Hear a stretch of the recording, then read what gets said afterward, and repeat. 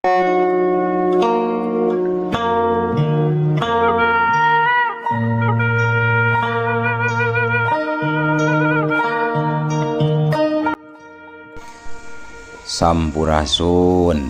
Wadia Balad ATE official di mana wae ayana. Alhamdulillah wa syukru ala ni'amillah. Kalayan diwuwuh ku qobul anu maha agung, dibarengan ku pangijabah anu maha kawasa, diiring ku kadeudeuh kanyaah Gusti anu maha suci. Urang ayeuna dugi kadanget ayeuna masih keneh tiasa ditepang dangukeun deui dina acara anu matuh kamemet urang sadayana, nyatana dina pagelaran dongeng Sunda jejer carita paeh mara kayangan. Ayeuna bagian anu ka-5 welas nanya pamiarsa. Ieu dongeng mangrupikeun buah karyana Kang Ian Aditya ti Palihan Rancah Ciamis. Kangge Kang Ian ngahaturkeun rewu nuhun laksaketi kabingahan, rehna parantos ngintunkeun naskah sakaligus ngawidian mamang kangge medar ieu dongeng dina Kandaga ATE official ieu. Atuh sumangga kanu teu acan subscribe kantun subscribe heula, ngarah langkung pogot sareng langkung sumanget deui kasih mamangna dina enggoning medar ieu dongengna. Nging hilap di like di komennya nu saseureus-seureuna. Lainna naon mamang masok bingah gitunya upami maosan komentar-komentar ti para wargi sadayana teh. Kalintang bingahna deui upami mah link video mamang ieu dipanggeserkeun atanapi dipangbagikeun. Atuh ngarah teu nyangkolong tingkana waktos sumangga ayeuna mah urang lajengkeun deui dongeng paeh mara kayangan bagian anu ka-5 welasna. Kumaha salajengna sor cikopina betot simbutna pagan heula tali kolorna bisi morosot merezel morozol uzel-uzelan di tengah jalan. Tumpak dung dung des.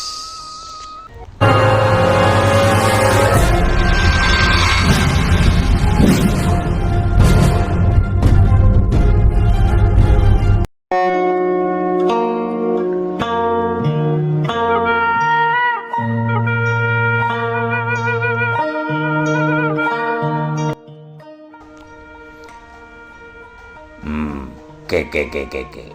Nah ari ieu teh kabogoh maneh mat paingan atuh meni nyempot-nyempot we di dieu baru boga neng bida di dieu nya. Ceuk padarsa bari seuri leutik. Samantara Jang Rahmat jeung Neng Diah semu bareureum pipina dikitukeun ku padarsa teh. Mohon mang ongkos sakantenan aya prayogi abdi di dieu teh mah. Temal Jang Rahmat bari ngareret ka Neng Diah anu ngeleup tungkul. Nu saterusna antara padarsa jeung Jang Rahmat tuluy uprek ngobrol di ruang tamu. Kieu mat mamang teh aya obrolkeuneun ka maneh teh. Nya eta teh ngeunaan si Wiragati. Sakalian mamang bari hayang nyawe imah kurut cenatna Juragan Wijayana. Mohon mangga mang bilih aya nu bade ditaroskeun mah atanapi sakirana abdi tiasa ngabantos mah ku abdi dibantosan. Kalarasan pan ieu pisan bumi jenatna Juragan Wijaya anu diangge nu ayeuna diangge bumi dinas ku bidan dia mang. Nya mamang oge hafal tadi ceuk anu ngajaga di hareup. Jadi maksud mamang mah mamang rek menta bantuan ka maneh mat pikeun mariksa susuganan aya keneh barang bukti anu baheula tinggaleun di imah ieu waktu sanggeusna kajadian Rajapati. supaya lamun engke si Wiragati beunang gampang nambah hukumanana sebab aya barang buktina. Oh, prakawis barang buktos mah kalarasan aya mang. Nu kahiji aya bedog anu kapendak ku Mang Eso. Nu kaduana aya bedil kagungan jenatna Juragan Wijaya. Oh, alus atuh ari kitu mah. Cukup eta oge. Walon padarsa manehna ngarasa bunga. Sabot keur kitu bidan dia muru nyampeurkeun bari mawa susuguh pikeun tamuna. Mangga padi leueut. Cek bidan dia bari tuluy diuk sagigireun Jang Rahmat.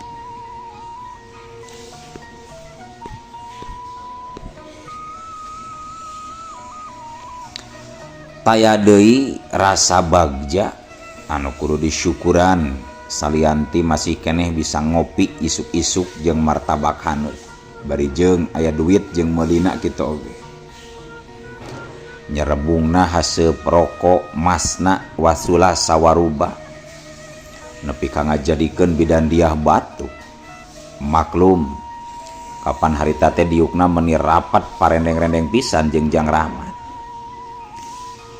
Atuh najan keur ngeungeunahna oge rokok anu tinggal sapotong deui teh gancang dikusek-kusek kan asbak. Padahal ari hate mah nyaah keneh ongko jadi emut ka Kang Ian anu sok ngintuna naskah.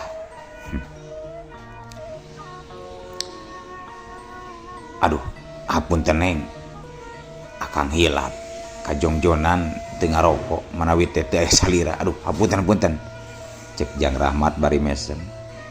Ih, akang mah sakitu abdi meuni rapat oge nepi ka hilap. Kumaha mun abdi tebih atuh meureun lu hilapna leuwih ti langkung. Puguh ari keur tebih sok emut wae teh Neng. Dari keur caket madatos karuhan ieu aya kantun ngarawu. Ih, dasar tukang gombal. Walon bidan dia semu ngabalieur tapi ari hatena mah kacidasukana. Padarsa kapaksa jadi ngadehem waktu nenjo alona keur hotel kitu teh. Najan ari hatena mah rada keheul sabab daek teu daek kudu nempoh heula sinetron dadakan bari real nyata. Aduh, apes dasar si Rahmat. Wayah kieu ngadon bobogohan jabahareupeun mamang pisan. Aduh, mun lain alok pasayang nakol taku gagang pestol. Gerendeng padarsa na jero hatena. Sedangkeun Jang Rahmat jeung Neng dia jadi baregeud beureum di deheman kitu ku padarsa teh. Saterusna Jang Rahmat cumarita. Keantosna sakadap atunya Mang. Abdi bade nyandak heula bedogna di Mang Eso. Kumargi dirawatan ku anjeunna Mang. Cek Jang Rahmat dumeh dina bagian anu kamari teh kapan keur ngobrolkeun barang bukti. Nya sok atuh Mat, sakalian jeung bedilna bawa mun aya mah. Mangga Mang, mangga. Neng, cobi panyandakeun heula bedilna Neng. Walon Jang Rahmat bari ditah nyokot bedil ka Neng dia sabab eta mah disimpenna oge di kamar bidan dia. Selang sawatara waktu Jang Rahmat geus datang deui bari nyodorkeun bedog jeung bedil anu baheula kungsi dipake tarung ngalawan gerombolan Garong Wiragati. Mangga Mang, bilih bade ditinggalian mah ieu barangna tah. Malah ari bedil mah sok mindeng ka kuping sorana wungkul ari wengi ieu teh Mang. Nya. Berarti bener ari kitu mah.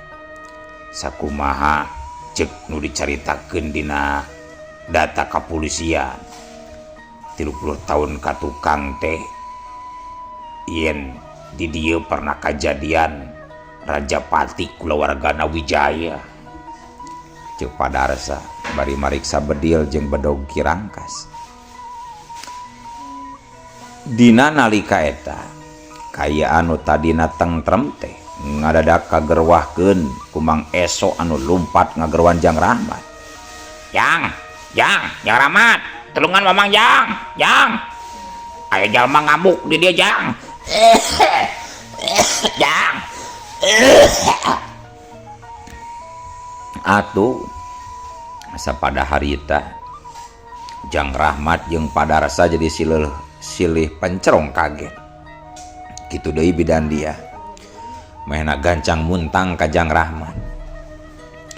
Kang, ingin keluar asyun Kang Bios pan aya Padarsa ieu. Bedi lewe pangacau matuman Mang. Tenang heula Neng, tenang heula. Antosan we dilebet jeung Biparsi Neng mah nya. Akang bade kapayun sareng Mang Darsa. Komo diantep mah ke malah tambah kacau di luar. Najan bari hariwang oge, bidan dia kapaksa nurut. Sementara Jang Rahmat jeung Padarsa tuluy kaluar. Mang Eso anu lumpat gancang muru ka Jang Rahmat anu nyampeurkeun. Jang, itu aya pamuda ngamuk tuh neneangan Neng Bidan jeung Ujang. Cuk Mang Eso geumpeurenakeun. Sabot keur kitu kadenge aya anu awung-awungan nangtang. Barang ditempo teh tetela di lawang gerbang geus ngajega si Gumarang saurang jajaka anakna Bahwira atawa Wiragati preman terminal Baturaja. Kayaan buukna gondrong gimbal, kulitna hideung, rurupaanana bengis, na tonggongna nyoren gobang. Rahmat, gerak keluar sia. Montong nyumput teuing di awewe, ari ngarasa jadi lalaki mah deuleu. Sang hareupan dewek ieu. Na aya naon Gumarang? Jol datang jol nangtang, bari teu puguh masalahna. Naon salah kuring? Temal Jang Rahmat teu neung ludeungnakeun. Sementara Padarsa ngilu taki-taki pikeun ngajaga kamungkinan anu teu dipiharep. Ieu dengekeun si Rahmat. Ti mimiti detik ieu ilaing boga urusan jeung dewek. Sok sanajan urang sakacamatan tapi paduli anjing juring. Sia jadi boga sia jadi boga urusan jeung aing. Dewek jadi musuh sia deuleu Rahmat. Kitu ceuk si Gumarang ngomongna bari nepak dada sombong naker. Nya naon masalahna? Naon salah kuring ka anjeun? Sing inget ya Gumarang, lamun perkara nyangkut kana masalah Bapak Ilaing, eta mah geus sakuduna ditewak. Sabab Bahwira geus coba-coba rek ngarampog ka imah ieu. Salian ti eta, kapan jelas Bahwira teh kungsi nelasan pati Juragan Wijaya sakulawarga 30 tahun kalarung. Lain eta urusan dewek mah deuleu si Rahmat. Dewek mah teu milu-milu urusan eta mah. Tapi nu jadi masalah nanya eta sia geus kumaha wani ngadeuketan pi pamajikaneun aing nyatana bidan dia sejuring. Sakadapan mah Jang Rahmat jadi cicing. Sabab salila ieu manehna can kungsi nempo si Gumarang aya ulin ka bidan dia. Komo atuh lamun nepi ka dibawa ulin mah asa can kungsi nganyawankeun. Keur kitu torojol bidan dia aya nyampeurkeun bari tuluy ngomong. Tah, ieu jalmina Kang anu sabaraha sasi kapengker kantos aya ka bumi sareng rencangan reka bade ngaroga hala abdi. Malah Biparsi mah dugi ka kapiuhan. Alatna ditakol ku perah bedog tarangna Kang. Rai beungeut si Gumarang jadi pakseak beureum waktu ngadengi keterangan kitu. Kayaana teu jauh beda jeung Jang Rahmat anu kasundut amarahna. Teu gableg ka era geuning sia Gumarang. Anak Jawara manya ari resep ka awewe nepi ka make cara kekerasan kitu. Da mulai nu daekeun atuh awena oge. Ari Neng wawuh teu ka si Gumarang. Ceuk Jang Rahmat bari ngareret ka Neng dia. Henteu Kang, wawuh ti mana barina oge. Ningali jalmana oge nembe 2 kali sareng ayeuna bari jeung sieun Kang. Tah dengikeun ku ilaing Gumarang. Mangkana ulah waka ngaku-ngaku pi pamajikaneun sabab awena oge teu waweuheun acan ka ilaingna oge geuning Gumarang. Bangsat modar si Rahmat, sentak si Gumarang bari jeung sabut. Narajang manehna jadi kawirangan dumeh Jang Rahmat ngomong kitu. Dua jurus warisan Ki Durja laju narajang ganas naka belas sabetan pereup si Gumarang tangtuna leuwih kuat tibatan biasana. Angin anu timbulkeuna cukup ngajadikeun Jang Rahmat semu miring. Wus. Dua panarajang si Gumarang ukur nyamos tanpa hasil. Hebat oge geuning ilaing Rahmat, tapi rasakeun we ya. Hiap. Si Gumarang ngagajeleng bari ngagorowok, sukuna nyeleber. Sedangkan leungeunna cepat pisan rek ngagedor hulu angen. Siut bet jedak. Jang Rahmat gentak nakis make jurus Dewa Kobra warisan Kiai Solihin, guru silatna di pasantren. Buk cebedes bangkieu. Si Gumarang ngabangkieu nalika serangan walesan Jang Rahmat ujug-ujug keuna kana gadona. Yalah, kurang ajar coig si ala. Cek si Gumarang, maehna kaget waktu nyaksian kumaha cepetna gerakan lawan. Padahal satadina mah dirina geus boga kayakinan yen dua jurusna tadi bakal bisa ngalumpuhkeun musuh. Jeleng kolewaat si Gumarang teu eleh set. Manehna nyerang deui ku jurus macan newak mencak. Awakna ngalayang bari ngagempur ku cakar-cakar mautna. Wus siut berat. Baju Jang Rahmat beunang kasamber. Ngan untungna teu nepi ka ngagores kulitna, ngan ukur bajuna we anu karawel. Hiu hu. Pereupna nyusul tepus rek nyacer beungeun. Tapi Jang Rahmat terikat ngagilekeun beuheungna. Atuh hiuk set plos. Pereup nu sakitu teuasna teh nyeleber liwat kana gigireun ceuli Jang Rahmat. Sabot keur kitu Jang Rahmat gentak ngentig siku si Gumarang. Hiuk telik. Kapaksa si Gumarang jadi setengah ngagoak alatan leungeunna ngarai tur linu. Kasempatan kitu ditimpa deui. Kesempatan kitu teu diantep gancang ditimpa deui ku Jang Rahmat pikeun ngagempur pertahanan lawan. Hiu cebrot deus jengkang.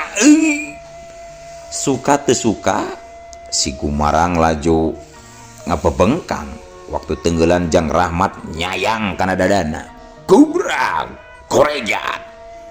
Si Gumarang gentak ngorejat udang deui bari jeung napasna ngahegak nahan kacape bari nahan wiwirang anu kadua kalina.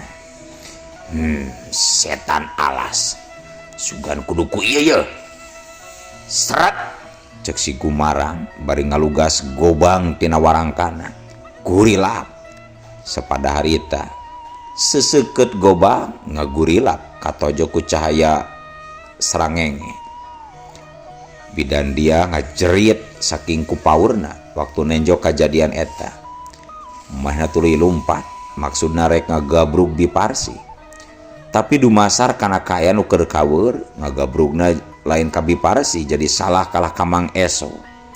Atuh pogowe pikeun Mang Eso mah najan sarwarwasna tapi aya berkahna oge menang milik anu teu disangka-sangka. Neng, salah eta mah sanes emak Mang Eso neng. Atuh bidan dia jadi rampang reumpeng. Maka harita keneh bidan dia tuluy ngagabrug bi Parsi bari jeung era campur sieun. Sedangkan Mang Eso mah kalah nyengir kuda. Sedangkan Padarsa harita gancang nyokot ancang-ancang ngaluarkeun pistol tina balik bajuna. Sedangkan si Gumarang laju ngablesat narajang nyabatkeun gobangna nu panjang ka Jang Rahmat. Wudud hiu kurilap siut. Jurus gobang kabuyutan tetela lain bantrak-bantrakeun. Cacakan eta teh kaitungna can asap kulantaran si Gumarangna kaburu manten teu sabar hayang ngajorag ka Jang Rahmat. Komo lamun geus asak sabot keur kitu Mang Eso ngagorowok bari ngalungkeun bedog anu pamer ti kirangkas teh. Jang, pake ieu Jang yo. Wer. Set kep. Jang Rahmat lincah naker dina nyingkahan panaraja ngelawan sekaligus jeung newak bedog anu dialungkeun ku Mang Eso. Tiuk terang. Detik eta keneh bedog ditakiskeun kana gobang si Gumarang anu keur ngabelesut. Sorana jadi awor mata kukurayeun. Seleber. Gobang si Gumarang narajang hol ti luhur rek narok babatok. Gilek tras. Akhirna gobang si Gumarang ngahanca taneuh nepi ka mancawura. Alatan Jang Rahmat ngakilekeun awakna. Dina pada eta hiu cebet. Tajungan Jang Rahmat nyayang kana tak-tak si Gumarang. Atuh alah gurentel. Si Gumarang ngagorentel, tapi teu kungsi ngagoler lantaran gancang hudang deui. Hiat hus. Serangan anu dilancarkeun ku si Gumarang meueuh gencar nalikung ruang gerakna Jang Rahmat. Siun bebas kolepatrang. Duanana pada nyoloyong akibat ku hebatna kekuatana sorangan. Gajleng. Dina pada eta Jang Rahmat ngagajleng ngagunakeun jurus ngajejek gunung nembrag batu karang.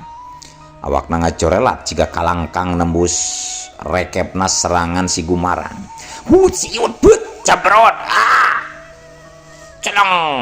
Gubang si Gumarang mecleng barang jeung awakna ngadayagdag ka tukang. Sakujur badana ngageter alatan teu mampu nandingan sangatna gempuran Jang Rahmat. Akhirna dina tenggeulan anu nyahcer kana beungeut si Gumarang bener-bener teu sanggupeun ngabendungna deui. Hiu cebrot deuk. Danget harita si Gumarang tuluy namru teu walakaya. Nempo kitu pada rasa gancang ngeluarkan borgol. Lalu sat lengan si Gumarang anu keur humaragung teh diborgol. Aduh ampun Pak, ampun ulah dipajara. Aduh ampun Pak, ampun. Cek si Gumarang ampun-ampunan sedangkeun hatena kukulutus. Alah apes curig ari sugan polisi dasar sial. Dina danget eta si Gumarang bener-bener teu bisa hojah deui. Sabab rek lumpat oge geus teu boga kasempetan. Akhirna ukur boga rasa kaduhung sagede gunung nu ngagantung dina hatena. Kadenge Jang Rahmat cumarita ditujukeun ka Padarsa. Bade diteras cana ka kantor polisi eta napi kumaha Mang? Nyaman. Ieu rek dibawa langsung ke kantor. Sabab ieu jalma sarua bahaya jeung bapana. Bari sakalian rek ngorek keterangan di mana bapana nyumput. Da pasti nyahoeun budakna mah. Mohon Mang, saya pisan gitu oge. Tapi aya untungna oge, manehna kacerak ayeuna Mang. Janten urang tiasa tereh-tereh pikeun malur si Wiragati. Walon Jang Rahmat satuluyna sabot keur kitu bidan dia muru nyampeurkeun. Kang, akang teh kudu naon Kang? Cek bidan dia di barungku ngalem bereh cimata kabungah dumeh nempo kakasih atina salamet. Alhamdulillah akang mah salamet neng. Cek Jang Rahmat bari ngusapan bidan dia.